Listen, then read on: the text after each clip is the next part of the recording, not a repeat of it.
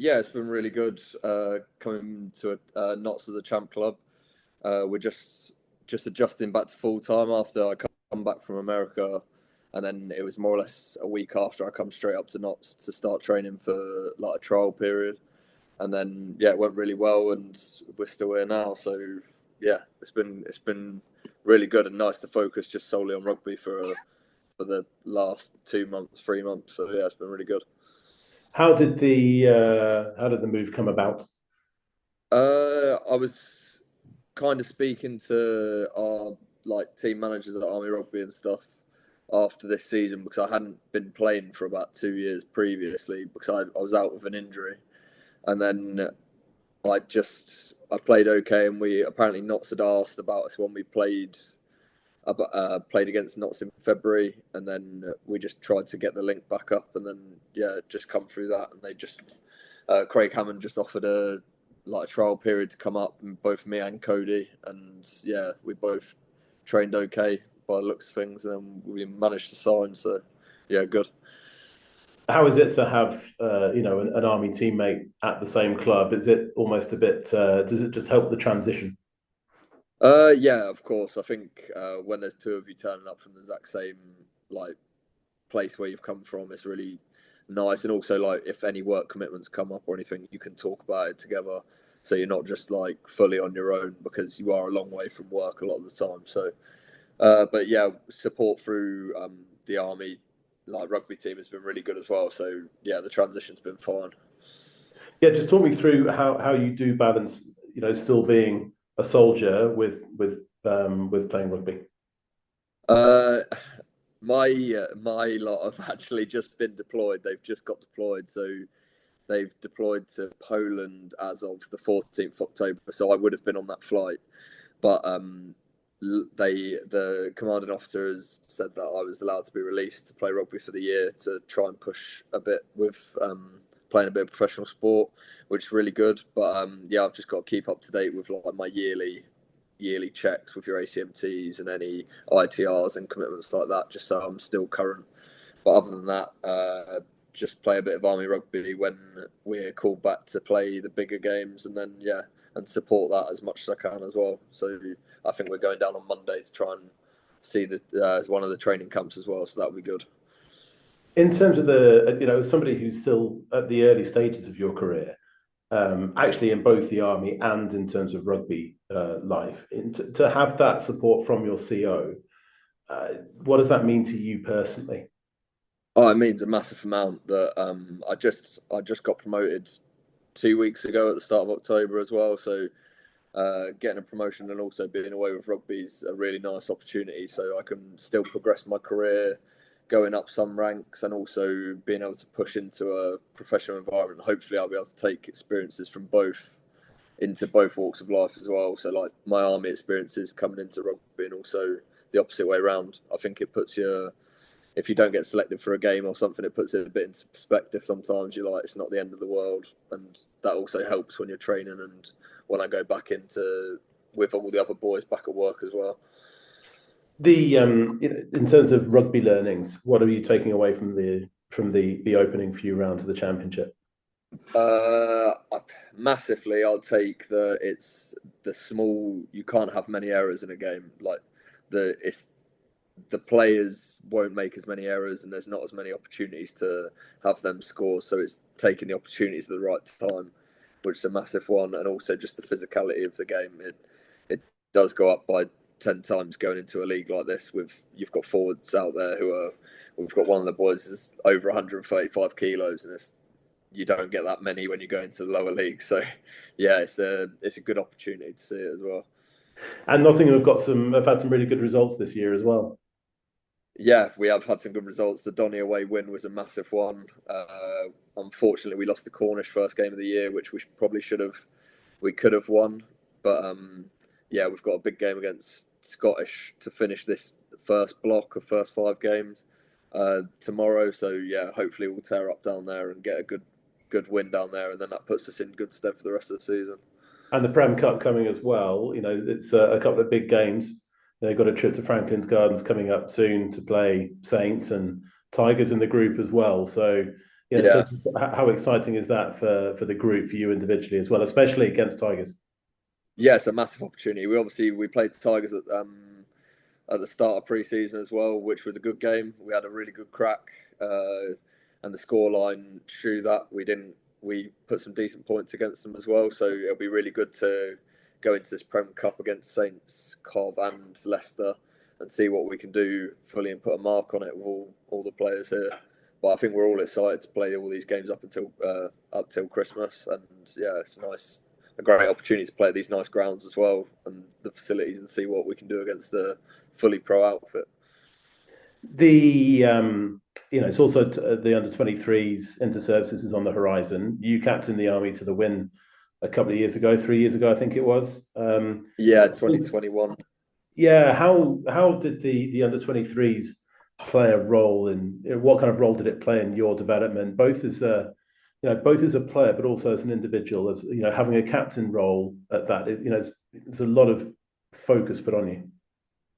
Yeah, to be honest, I think having the captaincy role was a real proud moment of my career as well. Like having a leadership role in the army is massive, especially trying to captain a army side is huge, and I felt that as well. And having Gareth Slade Jones and everyone put that, like they had they've had a lot of experience in the army and also in rugby, and they put that on to me. So I was really privileged to do that. And yeah, the under-23s did a massive development for me. To be honest, I reckon I enjoyed starting playing rugby a lot more again, playing that under-23s year, and that's probably pushed me on to play at this level now that I had that enjoyment from them. I don't know, 3 months of playing, and we had a bit of success, and I think that's really pushed me on to want to play more. So yeah, I can't take that enough. What That what was a what great opportunity. what made you say that, in terms of that it kind of brought your enjoyment back to the sport? I guess COVID was going on, so no one really played rugby for a while, and then I just finished my phase 2 training and basic training, and I come into it, and I just really started playing rugby again for since probably every week since I left school. Really, that type of mentality of being at rugby and being at rugby again. So I was playing a bit of club rugby as well in the national leagues, and then playing that under-23s really made me buy into playing again. And I probably had the most enjoyment playing that year. And then I obviously had 18 months out due to injury after that, but that kept my hunger to want to play again. It didn't push me away. So yeah, it was a massive thing for me in my career. Coming back to that in just a minute, in terms of injury and what's happened since. But I mean, I remember being at that 2021 games, and it was a late kick that won it. It seems that the 23s is just extraordinarily competitive. What is it about that competition that makes it? Um, I think it's the first real opportunity in services you get, obviously at a young age, into like for the under-23s boys in the free services, and it is a big opportunity. Like the army put massive emphasis on it, and I know the navy and the RAF do as well. And it's just a nice, I guess, a great building block to go to seniors as well as anything really. You could push on. People will look at games like that, and there's a lot of people down there at a lot of them games watching. So it's just an opportunity to put a red shirt on and really enjoy the rugby, and you're representing the army at the end of the day. You're one of 15 in them starting jerseys in the whole of the army. So yeah, it's massive. I really enjoyed it, and I guess all the boys currently, I guess they're definitely training for it now, because I'm in one of the coaching group chats for it, and I know they're really looking forward to building into it as well. So yeah, they'll definitely want to play. In terms of being involved in one of the coaching group chats, how is it an honor? Is it the fact that the fact that you're involved at that level? Is it, how do you view that personally? What's a how did you get involved, and then B, in terms of feeding something, that feedback loop, to try and help the current generation from somebody who's been there and done it. Yes, I'd say it's a massive privilege, really. I met it after that year we won the inter services. I would have been able to play the year after, but I was injured, so I was around the group, but I couldn't play. Gareth Slade-Jones let me come in and start doing a little bit of coaching, and then that progressed, and I ended up doing my coaching qualifications through the army, and then they brung me on to do the UCAF under 23s that year with Ricky Reeves, and also I helped coach some of the senior stuff. I did some like analysts for like analysing their games and stuff for them with Tim Osman as well. So the army rugby actually really kept me in the loop while I was downgraded, and I couldn't do any actual army related work, and also I couldn't play. So they kept me in the loop and wanted me to carry on being around, which really helped me like mentally actually be wanting to stay in as well. So yeah, it was a really, really big privilege to do that. And I ended up getting some good coaching from it as well. And I probably learned quite a lot from it going into back playing. So yeah, it was really nice. And then 2.5 years down the line, you're making your senior debut. You're playing at Twickenham in one of the all-time Army Navy matches. It's Yeah. what almost you could say what goes around comes around. You put that time and dedication, and then you get rewarded with with your senior cap. I mean, what was that? What was that like running out at Twickenham for the first time? Oh, it was unbelievable. Big crowd. I've never played in front of that many people. I don't think many people have unless they're playing international matches, playing in front of 45 plus thousand. So yeah, it was an incredible experience, and I'll definitely take it on for my rugby career later down the line, and hopefully look forward to playing a couple more at Twickenham as well. Like this year, I think like the army team have got a very good team building forward as well. So hopefully we get to put on the red shirt again at Twickenham, also Kingsholm. So yeah, it was an amazing experience, and I think anyone would want to play that game if they could. So yeah, just very lucky to be able to do it. The 23s is such an established pathway into the senior squad. It's when you're stepping up, do you view it very much as like as a one army, as a one red shirt approach, or is it a little bit? I mean, I guess say with under 20, when you've got an age group team, you're playing against people who are your age.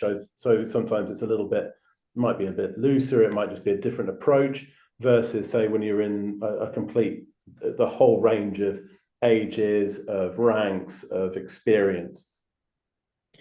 Uh, yeah, I guess just transitioning to senior rugby in any aspect is a big difference. Just the size of a lot of the blokes. Also, I think when you're at school, it's a lot more free flowing a lot of the time. You can throw the ball about a bit more. So at that under 23s level, boys might be a bit jinkier. They can step and like they'll do something or win a game. I think once you get into seniors, that is less likely to happen just because of the quality of the players. It's a lot harder to have them out and out special moments from someone.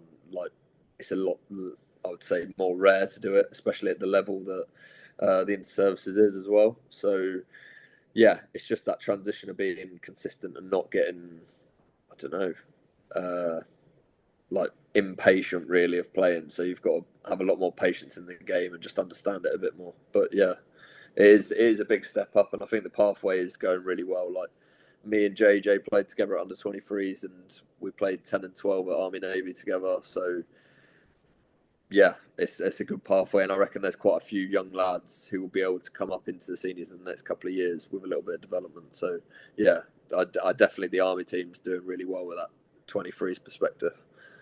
Just have a quick reflection on last year's Fund Inter Services. To follow that with then winning it in what was a tight game for long periods against the RAF. How do you reflect on that experience and then taking it and then, as you say, taking the momentum into signing with Nottingham and then looking ahead to this year's or this season's IS in the new year? Yeah, the inter-service campaign was a really competitive one this year, I think. Like the Navy had a very good team and the RAF had a very good team as well. So I think it makes for great watch for everyone else as well, for us to have such competitive games. But yeah, the progression, I guess, playing good standard rugby and then being able to try and push myself to play a higher level and then hopefully come back to the army team and show that as well.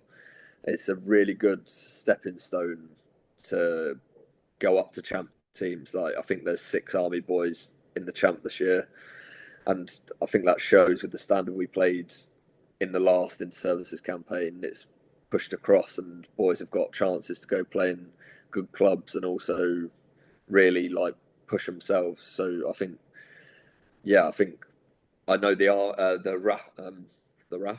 Navy have as well. Will Wrigglesworth has gone to Cornish, so he's got an opportunity there as well. So it's just a massive stepping stone for everyone, really. If you take your chance at IS, you can kind of push on to bigger clubs, maybe if work commitments let you. So yeah, it's massive. Is there that little bit of extra banter when you play a team that's, say, got a Navy rep in it? I mean, think of, Will Wrigglesworth, as you said, but Pirates and Josh Williams at Doncaster and Jared Hayler at Hartbury. It's almost, and then as I say, when you've got the other Army players, there's Senatika Niolo, there's Imi Kororali at Amtil. Is there just a little bit of extra banter, a little bit of extra spice in those games? Yeah, I can't say much about the other services boys because I haven't really met them much. But definitely, we played Amptil the other week. We played them twice already this year, and I was stood opposite Imi quite a few times, and it's like a little smile that here and there from him. So yeah, it is definitely nice, and especially at the end of the game, you can go up to him and like know him really well. You spend a lot of time from when you are at Army Rugby, so it's really nice to like catch up, even though you're in a different shirt and you still like share a little bit of stories before you go back to Army Rugby as well. Do you think he was just looking to get hold of a ball and just line you up, just in a typical, quite typical friendly Fijian fashion? I don't know. Maybe he was definitely in that channel, so I was maybe looking for him to try and get him around as well. So, but no, it's definitely it's definitely a cheeky smile from him a lot of the time. So we'll just see next time we come across him. Just to go back in terms of the coaching, what has being a qualified coach or qualifying as a coach brought to your playing? Uh, the the qualifying, I guess, was just the extra bit I needed. But being around boys and seeing how they see the game and trying to help them develop definitely makes you look at the game slightly differently as well. So things what they might be really good at, you'll slightly pick up just because of the way you're talking to them or the way you're looking at videos of how they're playing. So the amount of rugby you watch, obviously, you're gonna slightly pick stuff up, but then transferring it into your own game is slightly different, but it's still you're still getting exposed to a lot of rugby, which I think helps your development definitely. And by coaching and looking at, I reckon I watched so much rugby over them 2 years of Army Rugby footage that it definitely helped my game. And like, oh, I could, if I was playing, I could do this in the team, or this is what we need to do. So it definitely makes you a better player by definitely analysing the games a lot more. So yeah, it definitely made me progress.